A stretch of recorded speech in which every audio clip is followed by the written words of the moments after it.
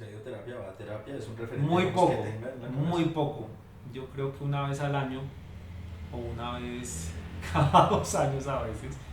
Eh, Tengo un terapeuta, el doctor Alberto Peña, que le agradezco mucho. A veces duro sin visitarlo 4 o 5 años y todavía le agradezco que a los 25 años que tuve una crisis muy fuerte me ayudó y me ayudó a mejorar la salud con homeopatía y algunas herramientas ahí también holísticas. Entonces soy muy responsable con eso. Soy muy arrogante en ese sentido de decir que esta obra es mi terapia. En parte lo es, pero evidentemente pues se da uno cuenta que uno necesita sacar muchas cosas con un Hay más profesional. cositas por resolver. Obvio, muchas, muchas. Pero ayuda a depurar el teatro, creo que es muy sanador el teatro. El teatro es supremamente poderoso y sanador. El hecho de que tú puedas gritar o reír y llorar, explayarte en diferentes gamas emocionales, creo que ayuda a descansar un poco el alma también de tantas cosas que a veces que es uno de los temas de la hora, todo lo que también nos tragamos. Ficcionar también la vida propia, ¿no? Eso es una vaina que no Exactamente, hablamos sí. tanto, como meterle ficción a la vida de uno Sí, también. sí, sí, total, eso es supremamente Cambiar el recuerdo, importante. cambiar la historia, evitar otra. Sí, sí, sí, en ese sentido sí, sí muy responsable por ese lado, pero por el otro pues también muy agradecido con la parte de terapia que aporta la obra a mi vida. Que la obra es posible aún sin final, digamos. Sí, Claro, total, y que hay mucha psicorrigidez a veces desde el dramaturgo, No sé. sí, pero entonces cuando eres actor de la propia obra, pues el actor tiene esa cuestión que es experiencial, que es viva, es instintiva, que puede ayudar a mejorar cosas de la dramaturgia. Y lo tenía claro porque yo necesitaba doparme un poco con el teatro. Creo que es la mejor dopamina que uno puede tener porque normalmente en las crisis pues nos dopamos con alcohol o drogas o lo que tengamos a la mano o con nuevas relaciones. Yo no soy tan experto en manejar esas cosas, pero la última sobre todo. Pero en este caso yo dije, necesito doparme y lo voy a hacer con el teatro. Entonces yo necesito actuar ese personaje.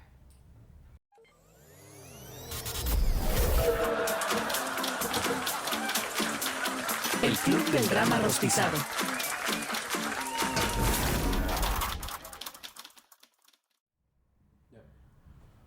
Hola, bienvenidos a este nuevo episodio del Club del Drama Rostizado. Hoy estamos hablando con César Álvarez o vamos a hablar con César Álvarez. Nos alegra mucho que sigan viendo nuestros episodios y les recomendamos que nos sigan también en Instagram para que vean cuando subimos nuevos episodios. Y pues estamos de nuevo con nuestro querido Moisés en la casa de Moisés y hoy vamos a hablar de la obra ataque de pánico por una garra gigante. Ataque de pánico por una garra gigante que está en temporada en Casa en la Sala Buenaventura. En la sala mayor. En la Sala Mayor, perdón. En la Sala Mayor. Y pues normalmente César arrancamos preguntándoles por como metiéndonos a sus vidas privadas. Ok. Entonces cuéntenos, para no irnos tan lejos, espero, cómo terminó llegando al teatro. Bueno, pues al teatro terminé llegando por el Colegio Nacional San Simón de Ibagué. Yo soy tolimense, empecé a hacer trabajos de teatro callejero en Ibagué, mucha comparsa, mascaradas, trabajo en zancos y desde ahí me entró como la curiosidad, las ganas de estudiar profesionalmente el teatro sin entender mucho qué era el teatro dramático ni nada de eso, simplemente quería hacer teatro. Mientras estaba en el colegio. Mientras estaba en el colegio en Ibagué, que fue 10º y 11, hace algún tiempito ya. Pero Ya iremos viendo cuánto. sí, yo hacía, Hemos atado exacto. cabos. Yo estudiaba un bachillerato comercial, desde la preadolescencia era supremamente introvertido, muy melancólico, muy triste. Y cuando conocí el teatro en ese colegio, que es un colegio público que se fundó en 1822 por Santander, ¿sí? Se llama San Simón, pero lo fundó Santander. El claustro no es el colegio más antiguo, no es un edificio como de los años 40 o 50, igual es un edificio antiguo. Pues cuando tuve el primer contacto allí con el teatro, que era un teatro con un escenario de tablados viejos, de unas 500 butacas, cuando escuché el chirriar de las tablas, la primera vez que estuve en un ensayo, desde ahí sentí una magia que me empezó a invadir. Y era la magia del teatro, de lo extracotidiano, y que me permitió ser libre de cierto modo en un espacio de pocos metros. De ahí me fui enganchando. Un estudiante que era del grupo de teatro que ya había salido, que en paz descanse, compañero de nosotros de la SAP, fue el primero que vino a Bogotá a presentarse. En esos tiempos la SAP era como el Actor Estudio de Colombia. Espero que todavía lo sea, hace mucho no voy. Y era muy difícil pasar, entonces él no había pasado, llegó a desilusionarme Ibagué. Yo salí de 16 años del colegio. ¿Y se presentó él de una a la carrera? Sí, de una a la carrera y no pasó. Y me dijo, va a estar muy difícil. Y yo dije, yo voy a ir igual y me voy a presentar. Y el director habló con mis papás. Mi papá tenía una gran angustia de que yo fuera payaso, porque yo montaba en zancos en el barrio. Entonces, con lágrima y todo, a mi mamá le decía a mi hijo, va a ser payaso. Entonces el director del grupo del colegio tuvo que ir a convencerles de que me dejaran presentar, que era muy difícil. Y funcionó la estrategia y pasé. Y pasé con ese amigo que se presentó otra vez la segunda vez. O sea, en esta segunda, discúlpame, pasó. Entonces de ahí empezó mi estudio en la SAP, así fue que llegué a Bogotá. ¿Y eso suponía venirse a vivir aquí? Sí, claro, fue durísimo porque imagínate, 16 años en una ciudad caótica. No estaba el Transmilenio todavía. La Caracas era terrible, horrible. Había todavía más habitantes de la calle alrededor de la escuela cuando uno llegaba. Yo vivía en Fontibón con unas tías que me ayudaron, hermanas de mi mamá, y el trayecto también era larguísimo, sí.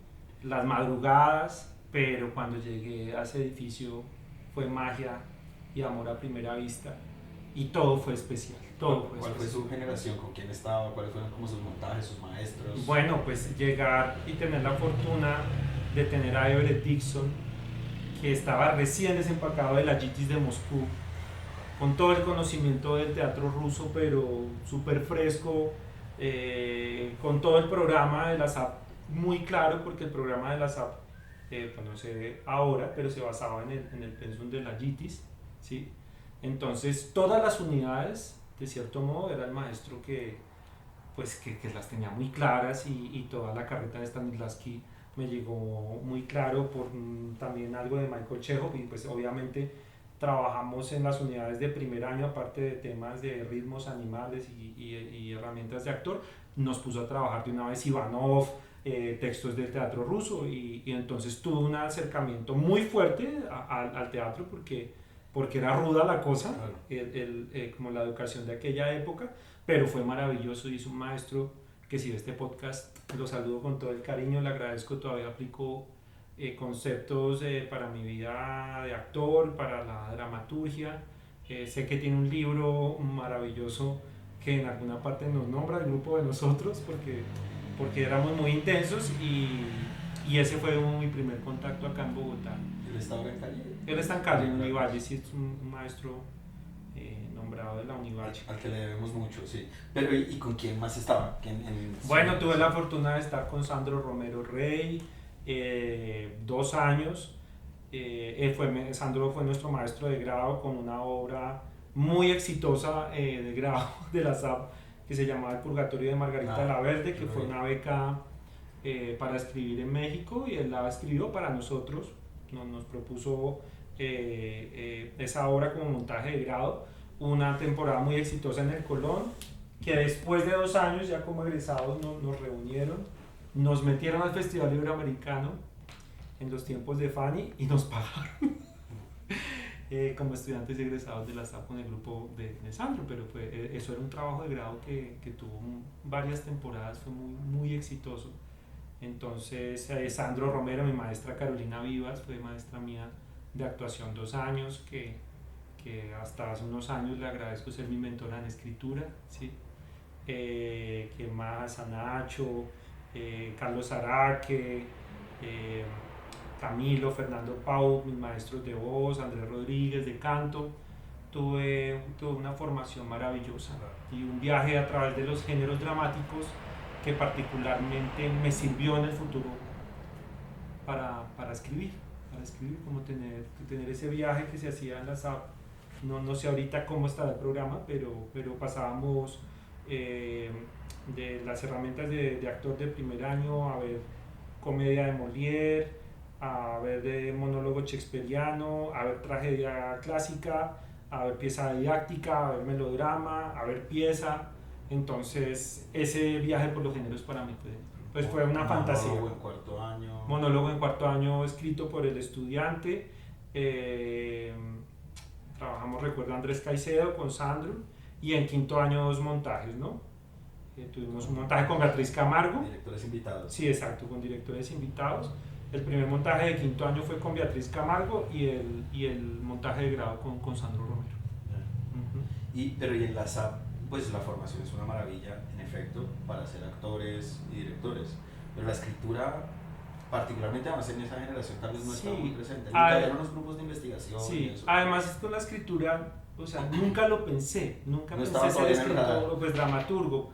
En el colegio yo llegué a escribir antes de estar en el grupo de teatro un cuento y recuerdo que el profe de español me dijo que si me lo había copiado de un libro y era mi imaginación fluyendo, pero yo nunca pensé que me iba a volver escritor por una crisis de trabajo como actor, porque eso fue lo que pasó.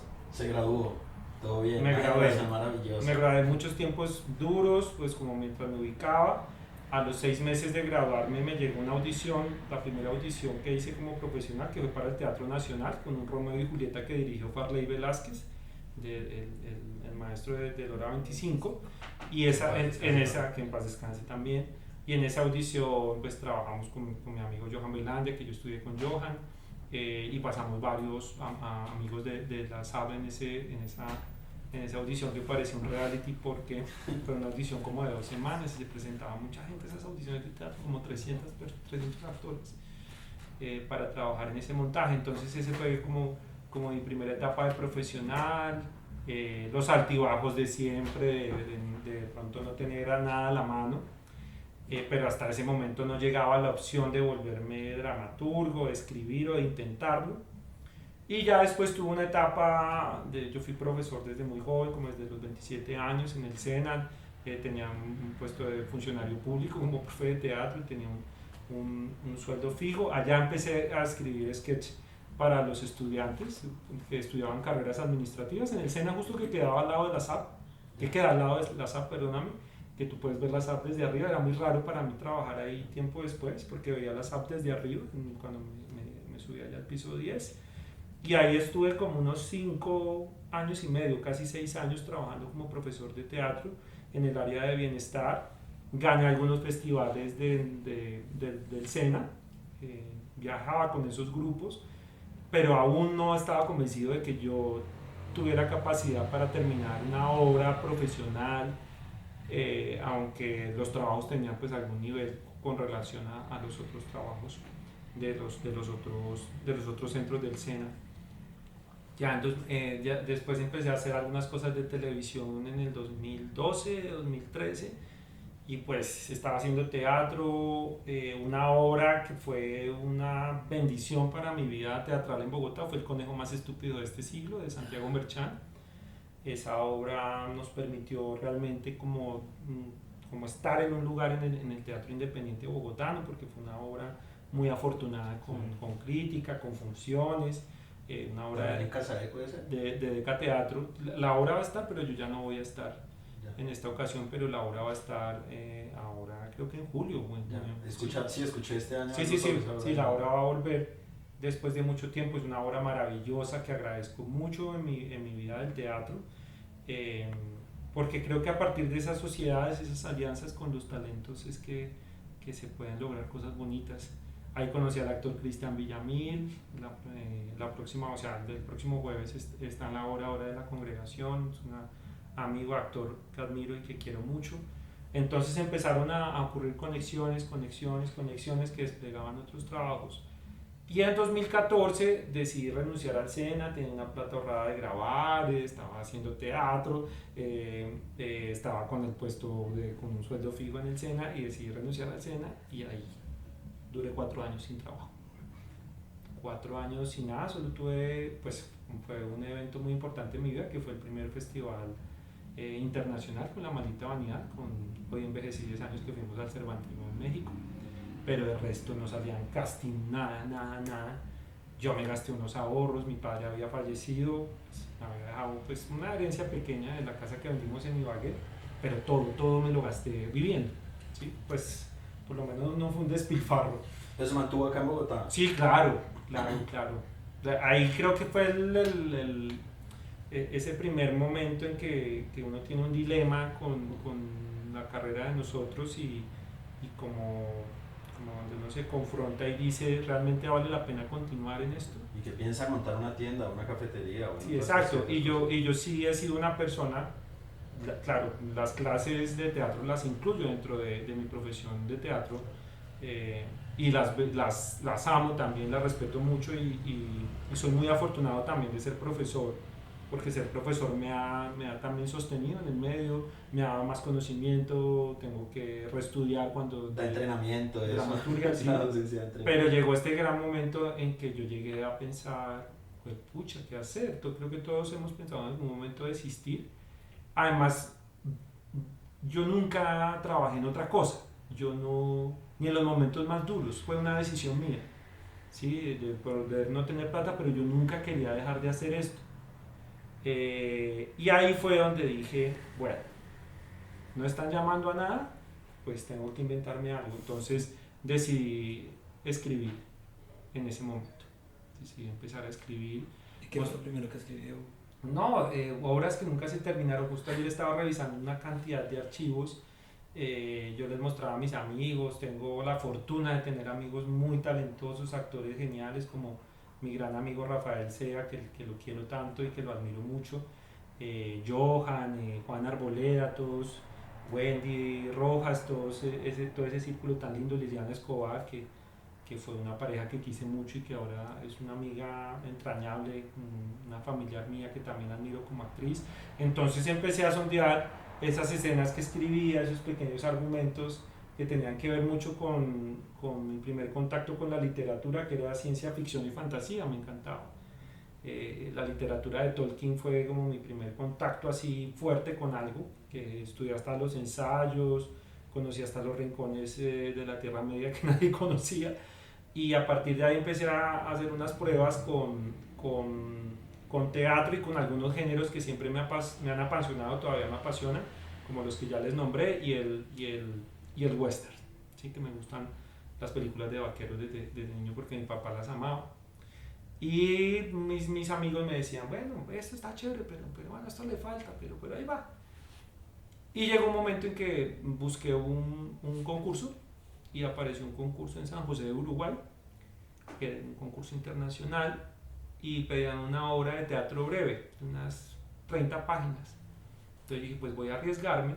Yo no tenía plata, cogí una tarjeta de crédito y me compré como unos 10 libros, sobre todo de guión de cine, porque me ha gustado mucho el cine y como sé que todo igual viene del teatro y de esa estructura clásica aristotélica, pues igual me dio por empezar por el cine, por conocer estructuras de cine, entenderlas, y escribí esa pequeña obra. Estudié sobre la dictadura en Uruguay y me inspiré y creé una historia muy sencilla, fantástica, y la mandé. Ese envío costaba 150.000 pesos que yo necesitaba, pero no se imagina, porque en ese tiempo no se enviaban mails en digital, y tuve el dilema antes de gastarme esa plata ahí en el Servientrega de Lourdes, y dije, arriesguemos. Entonces mandé eran 3 copias creo de la obra, las mandé. El premio solo era $1.000.000 de pesos. Se pasaba. Aún ganando. Eso fue en 2016. Era $1.000.000 de pesos. Y bueno, pues el reconocimiento, la placa, el diploma.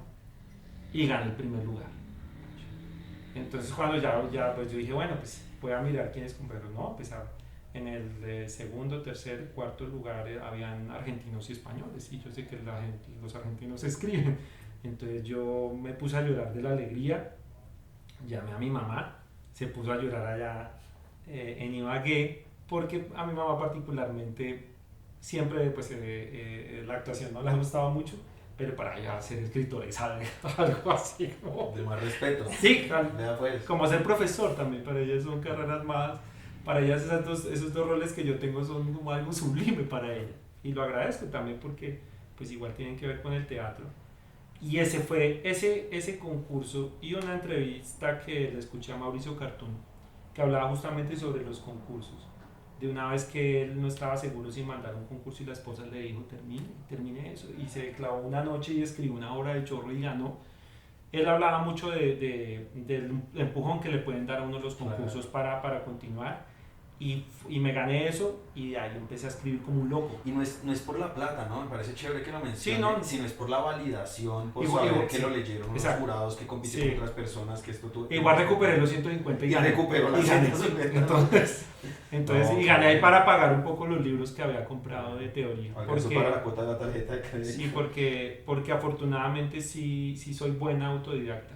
Una herencia de mi abuelo paisa que fue desplazado de la violencia en la época de Gaitán, y que fue juez y fue alcalde de un pueblo del Tolima, y trabajó siempre como un poco en la política siendo autodidacta, porque en esa época podías ejercer siendo, sí, pues no teniendo el cartón profesional de una universidad. Entonces sí tengo una pasión por la teoría, me gusta leer, y eso me ayudó mucho.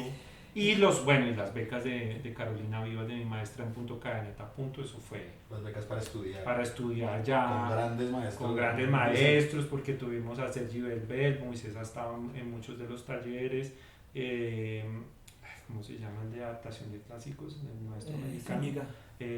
Antonio Zúñiga. Hice el seminario más adelante que hicimos allá con el maestro Sergio Blanco, unos super maestros, y ahora pues el año pasado con Santiago Sanguinetti, con Mauricio Cartún, el seminario también, espectacular. Debo mucho a mi maestra Carolina, la saludo también con mucho cariño, porque a ella le debo muchísimo de mi carrera, no solo como actor, porque fue maestra mía de actuación 2 años en la SAP, sino también de ser mi mentora, de apoyarme también como en el proceso de dramaturgo. Y eso es chévere, tal vez no lo hayamos mencionado en ningún capítulo, ya lo dejo hablar, perdón. Pero es que la relación que tiene la dramaturgia colombiana contemporánea con la maestra Carolina Vivas es muy estrecha. O sea, todas las veces, todos los dramaturgos que han venido han hablado de algún encuentro con ella, o de algún encuentro pues con los espacios de formación que ella genera, que ella gestiona. Y pues este ejercicio también que estemos hablando en este momento de dramaturgia y tal, seguro tiene que ver también con eso.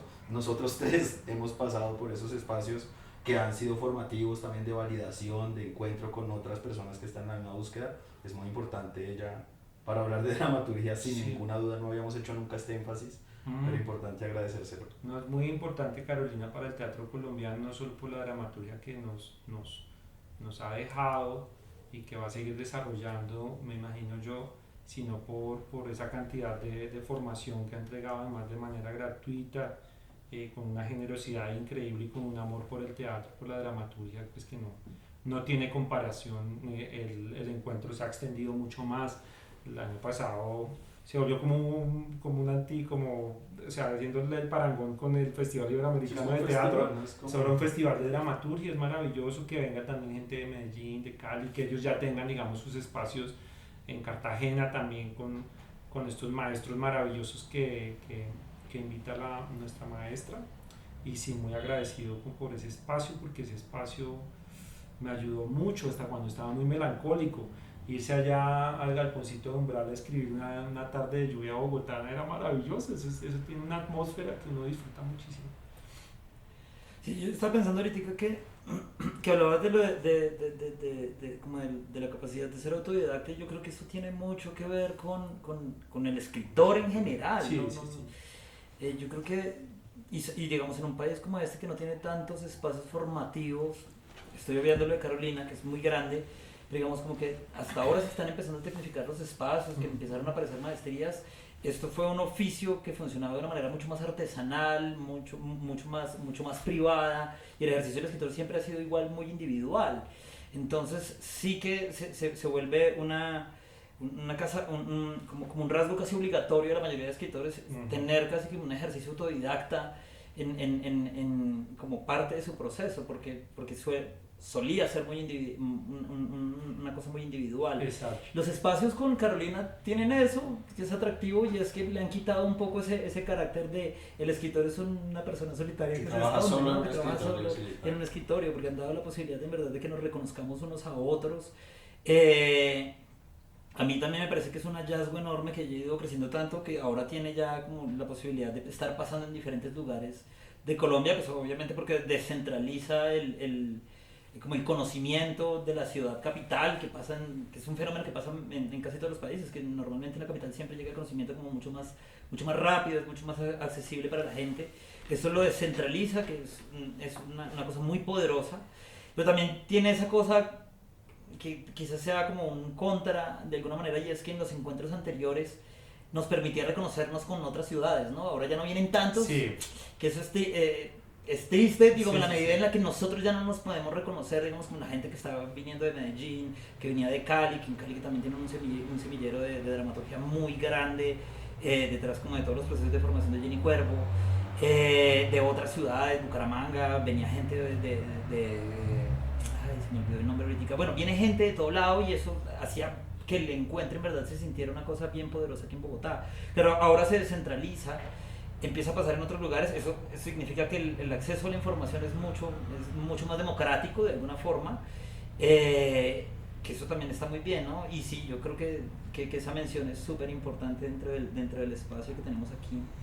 Por ahí empieza su merced a escribir. ¿Y cuál es la primera obra? Esa fue la primera obra que validaron, digamos, en Sí. el concurso en Uruguay. Sí. ¿Pero cuál fue su primera obra completa a partir de la que... Pues bueno, una obra ya como consolidada así en todos los sentidos, que además la hice en una estructura de cine con el género de fantasía que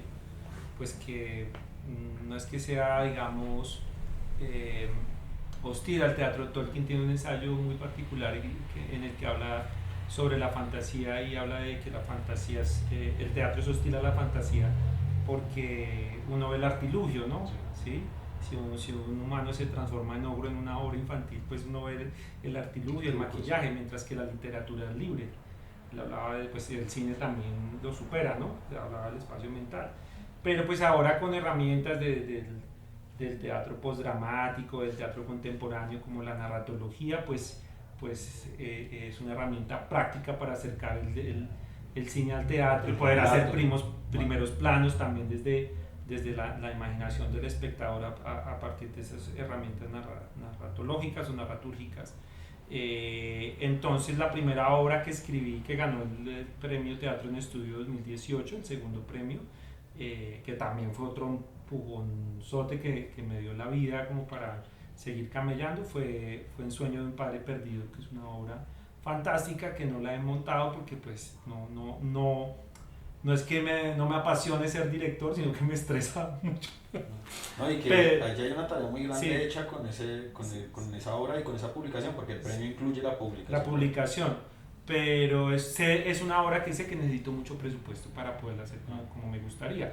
Ahora estoy en una etapa con mi temporada que me siento más capaz de ser director sin estresarme ni ponerme tan ansioso. Aunque normalmente me escribo un personajito por ahí que pienso actuar porque me la llevo mejor desde el escenario que estando en una cabina de luces. Pero la primera cosa que dirige es... Lo que esconde la loma. No sé. Lo que esconde la loma es una obra que se escribió en el proyecto Cicatrizar en la pandemia. Es un proyecto de memoria histórica entre España y Colombia. Durante el encierro escribimos 5 dramaturgos acá en Bogotá. Con encuentros virtuales con los tutores que fueron Carlos José Reyes y Carolina Vivas y Juliana Reyes, pues que hacía todas las labores de producción, y en España con la tutoría de Sánchez Sinister. Entonces Lo que esconde la loma nació de allí, fue una coproducción con el Teatro Mayor Julio Mario Santo Domingo, y pues por cuestiones de la vida a veces pasa eso con las obras, no la he movido tanto, tiene más funciones ahora Ataque de pánico por una garra gigante, que lleva el estreno desde octubre del año pasado. Pero la idea es prontamente poderlas mover las dos. Entonces es como una primera dirección. Hice un texto que también amo, me gusta muchísimo. ¿Y ahí cómo le fue dirigiendo? ¿Esa fue la primera vez que se puso en ese rol? Bueno, entender, pues normalmente me gusta trabajar con gente cercana, con amigos. Si es una obra de 4 personajes, soy partidario de dejar de pronto uno para hacer audición. Hay mucha gente que ha sido, pues no sé, no tan afortunada de contar con colegas que puedan armar combo y que quieren una oportunidad. Entonces es algo que aconsejo a mis amigos directores también: dejen papel para que vea a alguien, ¿sí? Porque siento que se necesita también, a partir de esa maquinaria del teatro, crear oportunidades para personas que necesitan ser vistas, porque además pues hay muchísimo talento, gente esperando una oportunidad. Entonces aquí llamé a Juan Arboleda y Pedro Suárez, que son egresados de la Universidad de Antioquia, amigos muy queridos también, y dejé un papel para hacer una audición que lo ganó Sergio Castillo, un amigo también, muy amigo ahora, que quiero mucho y respeto, y con ellos armé el combo. Yo interpreto un personaje en la obra, un personaje pequeño, y bueno, y pues dirigir para mí fue algo bien particular, que creo que la profesión de docente me ha ido acompañando el proceso de dirección bastante bien, porque tengo que dirigir constantemente también a los estudiantes cuando dirijo procesos de creación, como lo hago en Petra o en La Puerta Abierta, que también trabajo allí, pero siempre ver reflejados los egos naturales que tenemos los actores. Verme reflejado también en ellos, pues confronta, crea reflejos, crea espejos, pero se puede manejar bien y llegar. ¿Y cómo le fue a la obra, a esa primera? A esa obra le fue bien, esa obra tiene buena crítica. Lo que pasa es que tuvo muy poquitas funciones. Tuvimos dos funciones en la sala estudio del Teatro Mayor, y después en Petra 2 semanas nomás, y 3 funciones más en el Libre. Hemos hecho muy poquitas funciones. Entonces no es una obra que haya visto mucha gente, pero los colegas que la vieron les gustó mucho el texto, la actuación, y ya eso ha sido como un poco el proceso de director. ¿Y cómo le va con ese proceso de dirección? Digamos, o sea, es decir, ¿qué tanto siente que se modifica el texto en el proceso? ¿O es muy riguroso? ¿Qué tanto dramaturgo hay en el proceso de montaje? No, pues con Ataque de Pánico ha sido bien particular, porque como la escribí tan rápido, yo, por ejemplo, el premio Teatro en Estudio 2018, yo escribí 6 meses la obra, quedé de cuartas, y la mejoré 6 meses más y gané. Entonces yo me tomaba muchísimo tiempo para escribir. En Ataque de Pánico, como fue otra crisis, creo que aprovecho bastante bien las crisis, la escribí en 20 días, dándole parejo, pues a partir de las herramientas del taller con Santiago Sanguinetti, y evidentemente la obra sí se fue escribiendo durante las presentaciones, ¿sí? Terminándose de escribir. Yo tenía un final patético, trágico, me sacaban un ojo, ahí desde la protesta me pegaba, y se volvía tragedia total. Y entonces fue muy bonito como encontrar ese punto de conexión entre la dramaturgia del actor, que es supremamente instintiva, y pues el ejercicio del dramaturgo, que es instintivo, pero también es intelectual, es exactamente, tiene una metodología. Entonces yo no me sentía cómodo en las 2 primeras funciones, y el año pasado, que la estrenamos allá en la casa de Victoria Hernández y Miguel Goyeneche, que les agradezco mucho permitirme presentar allá mi obra como estreno, y ahí fui como evaluando. Yo, si no me siento cómodo aquí como actor, hay un problema dramatúrgico, y eso me llevó a la 3ª función a cambiar el final, a quedarme pensando hasta por la noche y decir: voy a reescribir el final. Lo reescribí, y ahí es donde apareció el final de la obra. Evidentemente, cuando ya salí del estrés de ese monólogo, ya digamos en esta temporada en Casa de Borrero, pues ha sido maravilloso como ya podernos soltar, meter algunos tiros nuevos. ¿Pero y por qué la escribió? Bueno, primero como un ejercicio del taller, porque... Pero ¿y el tema y demás de dónde el sale? tema fue... Bueno, yo nunca he tenido problemas con imaginar, desde niño, y se lo agradezco a mis padres. Yo duraba encerrado en un baño así antiguo, así de baldosas amarillas, horas y horas, y nunca mis padres me juzgaron por jugar, por dibujar cosas raras. Yo tuve la imaginación libre, todavía la tengo gracias a esa niñez libre e imaginativa que tuve allá en el Tolima. Entonces, cualquier herramienta que a mí me llegue de un taller me detona historias inmediatamente. Entonces, las 3 herramientas básicas que nos daba el maestro, que era utilizar una película de cine B, de donde extraías un personaje no protagónico, un suceso sociopolítico que tuviera repercusión,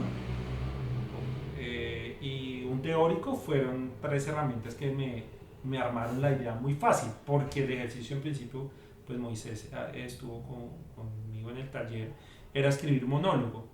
Por eso la obra empieza con ese monólogo, pero la idea de la terapia me llegó de una, porque yo estaba pues en una crisis sentimental, crisis también de los 40, entonces eran crisis como de nivel emocional por todo lado, y por eso la obra se volvió una terapia, ¿sí? Porque yo también, sin pretender hacer autoficción, yo igual estoy sacando ahí cosas de mi vida, y creo que esto fue más directo porque normalmente ficciono mucho, me gusta hacer el rodeo a un hecho histórico o a mí mismo, ¿sí?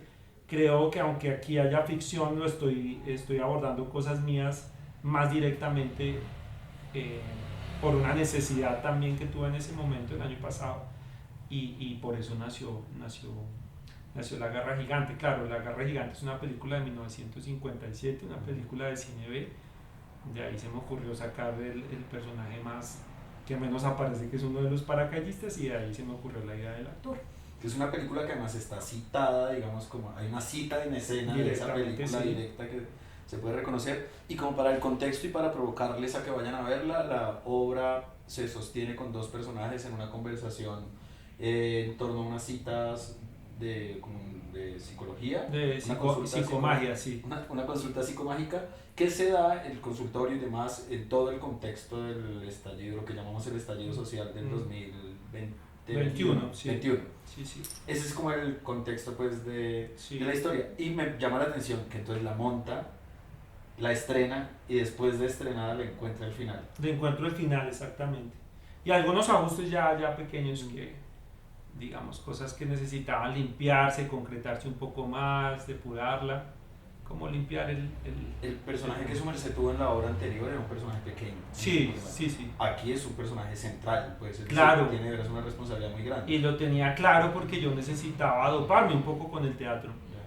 Creo que es la mejor dopamina que uno puede tener, porque normalmente en las crisis pues nos dopamos con alcohol o drogas o lo que tengamos a la mano, o con nuevas relaciones. Yo no soy tan experto en manejar esas cosas, pero la última sobre todo, pero en este caso yo dije, necesito doparme y lo voy a hacer con el teatro, entonces yo necesito actuar ese personaje. Pero para eso necesitaba un sparring, pues necesitaba... Claro, total, entonces pues también pensé en Camilo, que es un gran amigo, que tiene una afinidad, porque Camilo hace el taller de canto terapéutico que yo tomo, entonces él tiene afinidad con el tema, y creo que era el actor perfecto, por su talento y también por su sensibilidad, por su gran dimensión humana de Cami. Creo que fue el compañero perfecto y acompañó el proceso muy bien, y cuando aparece una energía de gratitud y de respeto entre los actores, creo que el resultado tiene algo particular. Confianza Total, sí, una confianza total. A mí me gusta mucho esta anécdota de que el final sea posterior al montaje, y aparte porque, digamos, como obviamente he hecho muchos talleres, porque eso es algo a lo que le dedico mucho tiempo, en los talleres de escritura, y digamos, como intentando encontrar procesos metodológicos que permitan que los estudiantes puedan pasar por el proceso completo dentro del taller, que es muy difícil porque uno normalmente comienza obras dentro de talleres. Rara vez un taller suele ser lo suficientemente extenso para que uno pueda acabar las obras. Pasa que todo el mundo se lleva materiales que no saben cómo terminar, ¿no? Y una de las grandes preguntas que he tenido, y una de las grandes reflexiones que hacemos siempre, es como hay que acabarlas como sea, y finalmente el escenario de alguna manera también suele ser un espacio que permite en realidad terminar de comprender ese funcionamiento del escrito, ¿no? Entonces, poderse arrojar, o que la gente entienda que puede arrojarse incluso con textos inacabados, me parece que es una cosa supremamente poderosa, porque le permite entender el funcionamiento de lo dramatúrgico desde la escena. Y digamos que la obra es posible aún sin final, digamos. Claro, sí, total, y que hay mucha psicorrigidez a veces desde el dramaturgo, Sí, pero entonces cuando eres actor de la propia obra, pues el actor tiene esa cuestión que es experiencial, que es viva, es instintiva, que puede ayudar a mejorar cosas de la dramaturgia. Ahora, como lo de Jodorowsky iba en serio al principio y después decidí pues también parodiar o reírme un poco de algunas cosas que sí me parecen absurdas, otras son maravillosas y lo respeto igual muchísimo. Yo compré el tarot de Marsella igual. Y porque hace rato tenía curiosidad de utilizar el tarot de Marsella en la versión de Jodorowsky para mis estudiantes también, porque había escuchado sobre obras que se pueden escribir con el tarot y es muy divertido hacer estos ejercicios. Entonces me hice una tirada irresponsable porque yo no soy todavía experto en el tarot de Marsella en ese momento crítico que estaba tomando el taller ahí como dices con el maestro Sanguinetti, y en el presente me salió el mago y esa carta me sirvió mucho porque yo dije es lo que necesito ahora, necesito hacer magia con esta obra, necesito salvarme con esta obra, no tengo dinero para montarla, pues voy a conseguir lo necesario porque se montó con muy poquito dinero para montarla lo más pronto posible porque yo la terminé en 20 días y al mes y pico la estrené.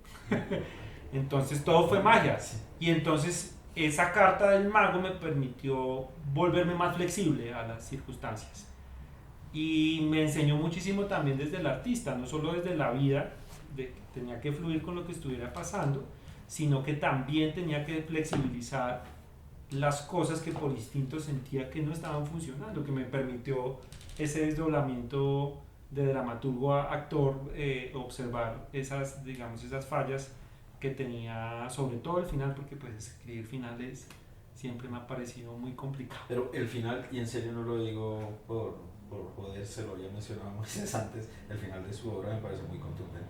Sí. O sea, da cuenta de haber recorrido una experiencia y de tener unos hallazgos, digamos. Sí. Uno llega al final con sensación de, claro, aquí cerramos, esta vaina quedó completa dentro de los mismos códigos de la obra.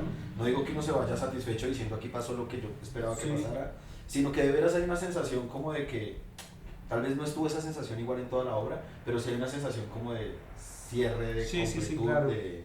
No, en principio eso era una tragedia y además como que se me volteaba el género y yo dije, pero yo me siento re incómodo actuando esto, claro. ¿Qué pasa? No, además eso, un final trágico en esta pieza que no es trágica. No es trágica. Claro, sí. Es más, yo la definí como tragicomedia absurda, pero un amigo mío me dijo, eso es comedia absurda. Sí, porque igual la palabra comedia es una palabra fuerte porque pues hacer reír a veces un compromiso. Sí, es un compromiso como de poder hacer reír al público, divertirlo y pues llevarle un mensaje también de cierto modo a partir del argumento que armes. Entonces yo no me atrevía a decir que era comedia, pero a mí ya me dijeron, pues gente del público también eso es una comedia. Y pues creo que porque tiene efecto cómico y porque tiene estructura de lo cómico. Sí, claro. Exacto. Y también eso fue otro reto, digamos, que apareció desde el taller. Tenía un reto con escribir algo cómico, claro. Que tuviera tintes o elementos de comedia. Entonces también por eso creo que nació la obra. Pero lo montaron en 20 días, a mí me llama la atención el espacio. ¿Eso tuvo aliados también ahí? No, aliados pues apareció Victoria Hernández de La Puerta Abierta y Miguel como un día fui con la productora, además pues llamé a Natalia Maya que es del diplomado de Petra y a Katy que es la diseñadora de arte que están terminando el diplomado, que tienen otras habilidades maravillosas que yo descubrí cuando fui profesor de ellas y las llamé a este montaje y fueron unas aliadas increíbles junto con Camilo. Y entre todos empezamos a evaluar teatros, hablamos con Victoria, pues tengo la fortuna de trabajar allá como maestro y de una vez La Puerta Abierta nos abrió la puerta, entonces...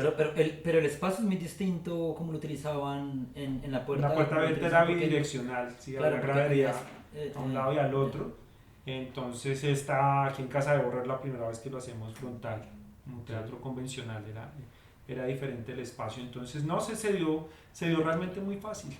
Se dio realmente muy, muy fácil. Creo que el mago influyó mucho que yo me haya metido en esa carta a trabajar sobre ese arquetipo. Él resolvió algunas cosas. Él resolvió muchas cosas.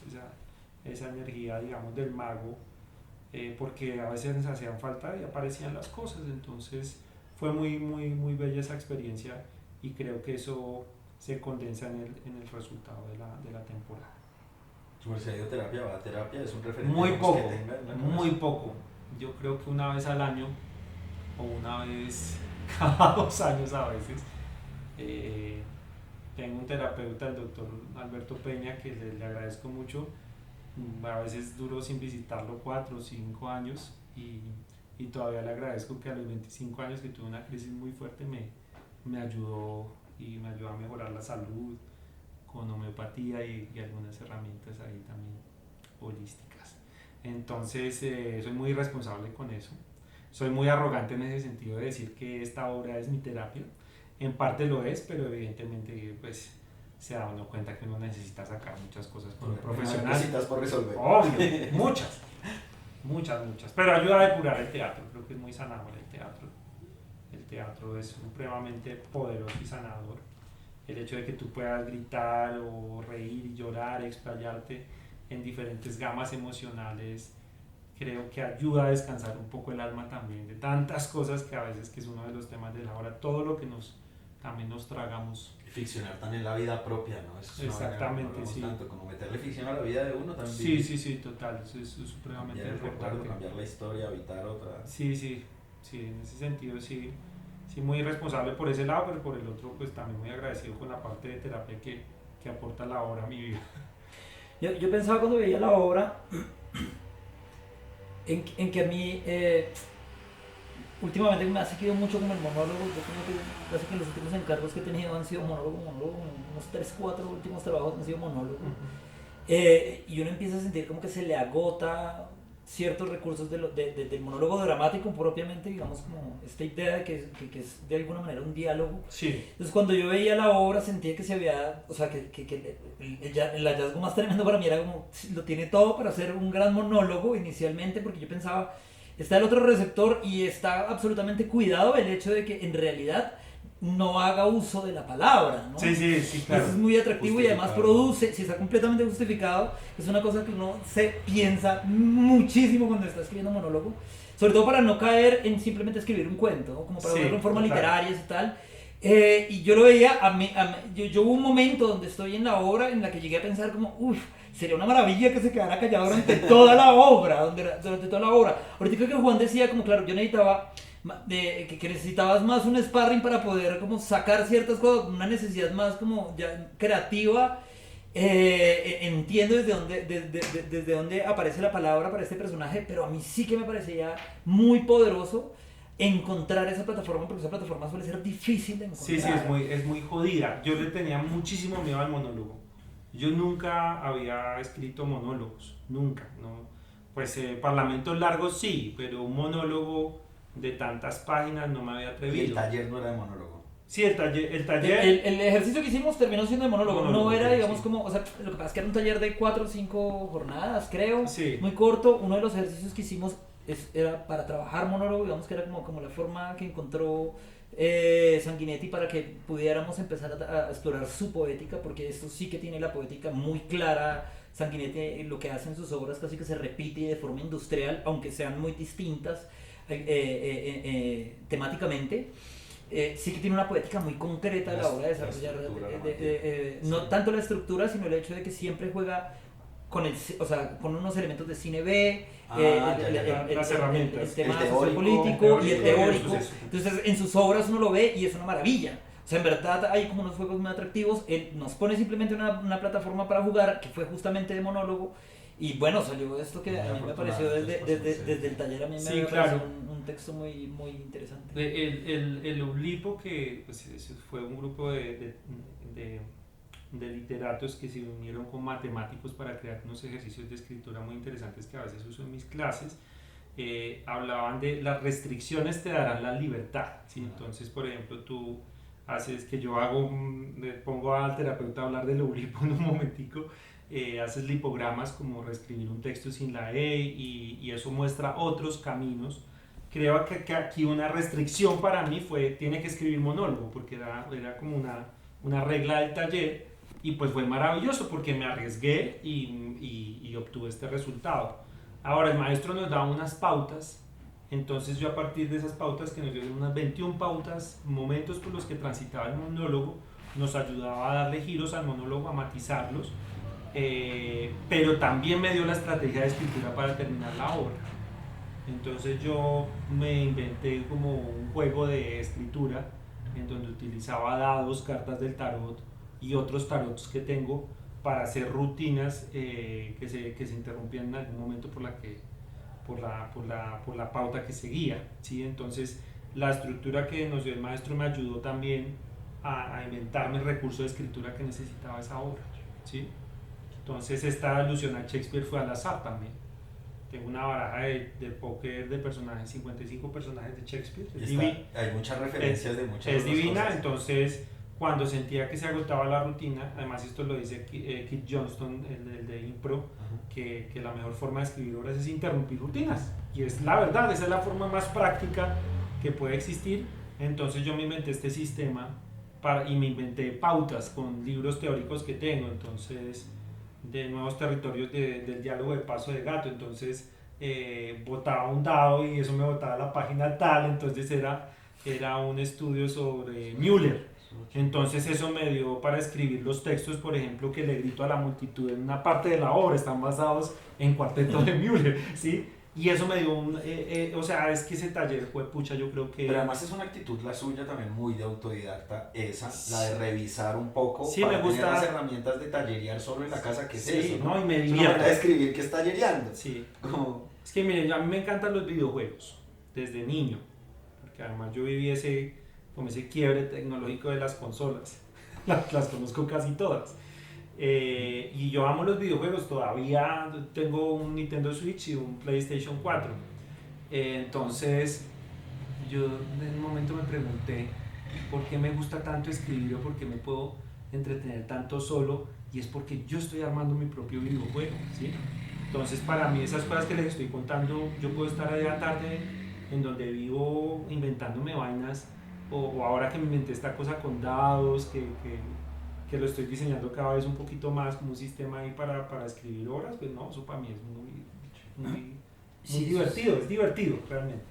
Pero hay una cosa detrás de eso que a mí me parece como muy útil o sea, en esto de escribir, tiene que ver con poner el azar siempre como una de las coordenadas de la escritura, ¿sí?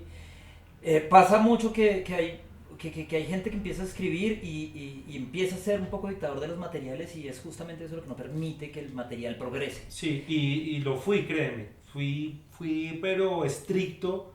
Yo planeaba la estructura, como empecé a escribir con estructuras cinematográficas, yo imponía la estructura, y una de esas imposiciones me dio un premio, pero ya llegas a un punto en que dices, pues pucha, me quedé escribiendo así.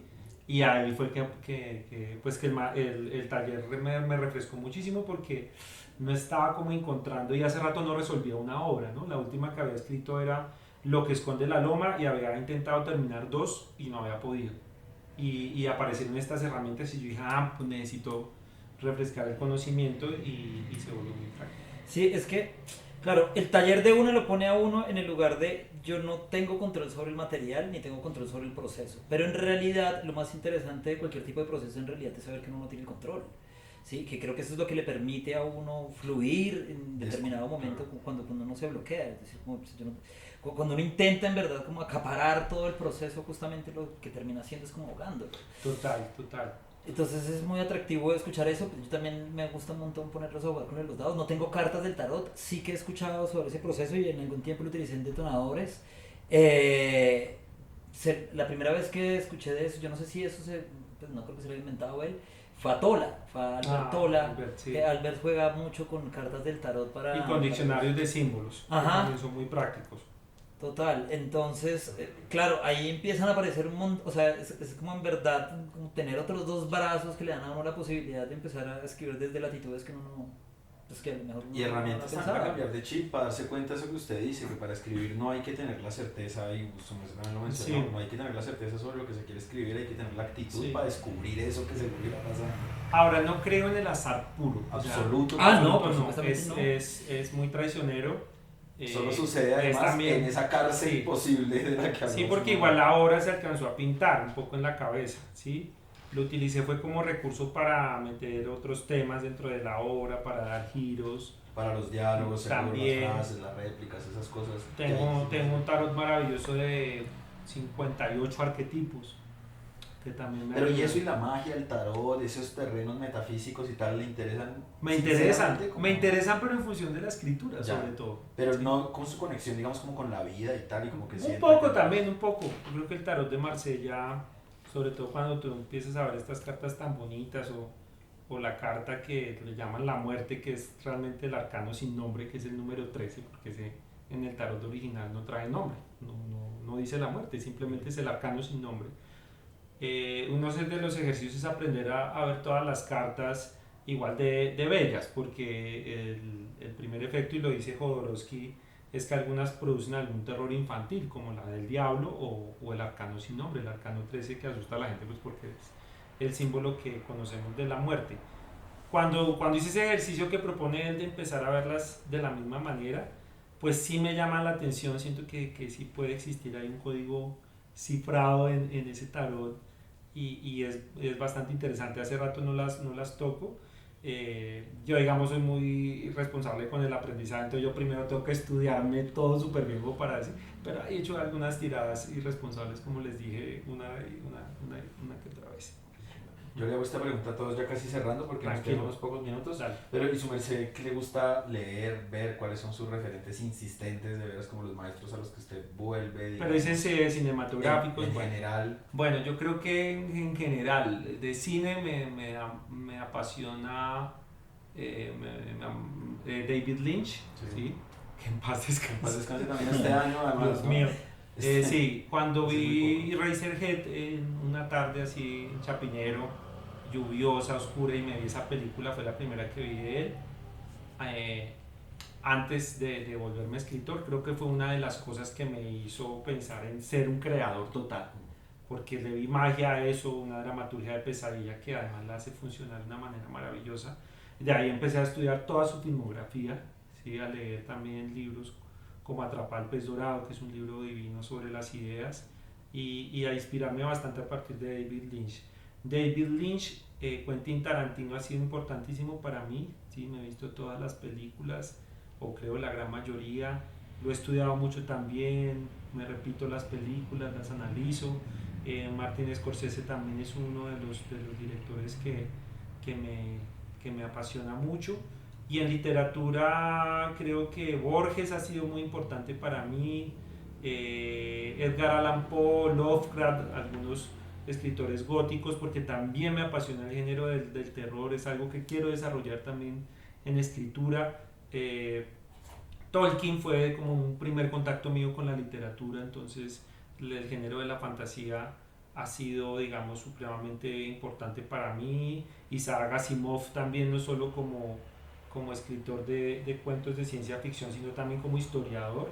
Me gusta la historia y la historia de Roma escrita por Asimov es maravillosa, entonces estudié historia de Roma a partir de Isaac Asimov, que además recomienda no complicarse como escritor y utilizar un referente histórico y ponerlo 1000 años en el futuro para tener un buen argumento. ¿Qué otros autores me gustan mucho? Bueno, Aristóteles yo lo amo. Ahorita ¿Y vuelve a él? yo vuelvo a Aristóteles, sí. Ahorita estoy leyendo la retórica solo por leerla. Estoy leyendo ahorita el mito de Sísifo de Camus. ¿Y qué más? No, así tengo como gustos variados. No soy un lector tan de novelas, me gustan los cuentos. Me gustan mucho los cuentos de Borges. Estoy leyendo ahorita el libro de Sueños, que no lo había leído. Y bueno, y me gusta leer teatro. Entonces, me gusta mucho David Mamet, ¿sí? Estudiaba David Mamet y ahorita estoy terminándome el libro de Sergio Blanco, de las autoficciones. Y ahí voy con eso. ¿Cómo ve la dramaturgia colombiana? ¿Qué les gusta la dramaturgia colombiana? ¿Qué piensa del panorama en general? Pues yo estoy muy contento, Moisés, yo estoy muy contento y se lo transmito a mis estudiantes que haya como este gran movimiento de dramaturgos, que ya llevamos un tiempo, de los más antiguos, de los nuevos dramaturgos. Siento que hay un florecimiento bien particular del teatro en Bogotá. Yo proyecto Bogotá como una Buenos Aires un poco a nivel teatral. Siento que entre más trabajos hayan, entre más dramaturgias hayan, eso va a influir en que la gente vaya también a las salas, porque siento que a diferencia de lo que unos piensan que entre más haya pues más competencia, entonces no le va la obra de otro. No creo que funcione así. Creo que si alguien tiene la fortuna de ir a una obra que le guste, puede empezar a hacer un circuito por las otras obras. Entonces yo veo con mucho positivismo el panorama actual y a futuro. Me parece muy importante que hayan escritores que estén haciendo sus propias producciones, que se vuelva una generación también de escritores de nuestra ciudad, de Colombia. Eso yo lo veo muy muy bien, la verdad, me parece muy chévere. ¿Y qué viene ahora para el ataque de la garra gigante? Pues ahorita tenemos plan como aplicar algunas convocatorias, que quiero seguirla moviendo, pero lo que voy a intentar ahora es poder consolidar otra vez el equipo de Lo que esconde la loma, porque me gustaría poner las dos obras que son de géneros muy diferentes en temporada. ¿Y la garra gigante va a seguir un rato más aunque usted se No, vaya? esa obra yo creo que son de esas obras que uno ya le siente ángel, entonces yo creo que también por la facilidad del montaje, de moverlo, somos dos ¿Pero aquí donde actores. van a estar más en temporada? Vamos a estar hasta el 5 de abril, jueves, viernes y sábado a las 8 de la noche. No, vamos hasta ahí en Casa E, y pues la idea es más adelante buscar otros espacios para presentarla, porque sí, sigue evidentemente. La quiero mover, amo mucho la obra, quiero mucho el proyecto. Chévere. Pues César, muchas gracias hermano por venir, No, muchísimas por compartir gracias. todo esto con nosotros. Para nosotros es muy grato. Y a ustedes les recomendamos de nuevo que nos sigan si quieren, que recomienden esto, lo compartan y que vayan a ver Ataque de Pánico, una garra gigante en Casa E. Sí.